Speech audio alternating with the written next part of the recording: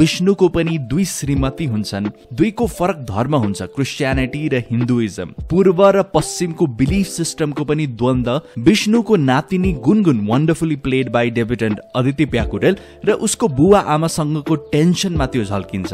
त्यस्तै गरी व्यक्तिगत र साम्प्रदायिक खालको पनि द्वन्द रहेको छ। नेचर र कल्चरको पनि कन्फ्लिक्ट छ फिल्ममा। सहरको इतिहास र त्यस्तै गरी विष्णुको नर्सरीको कामले पनि त्यो जनाइरहेको हुन्छ। हरियाली र उजाडताको, सुख र दुःखको टाइटलमा नै रहेको छ। जन्म र मृत्यु, सपना र विपना, वास्तविकता र काल्पनिकताको पनि हामीले फिल्ममा स्पोइल नगरिकन भन्दाखेरि द्वन्द देख्न पाउँछौँ। यो सब तत्त्वले सिनेमालाई एक दृष्टिबिन्दु प्रदान गर्छ, एक प्रकारको वैचारिक र दृश्यात्मक गहनता दिन्छ।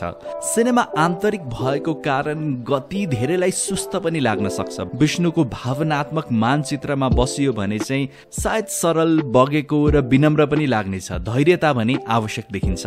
विनोद पौडेलको सिनेमा बुलबुल व्यक्तिको लङ्गिङको बारेमा रहेको थियो भने दोस्रो चलचित्र भुटान मातृभूमिको बिलोङ्गिङको बारेमा बढी रहेको छ।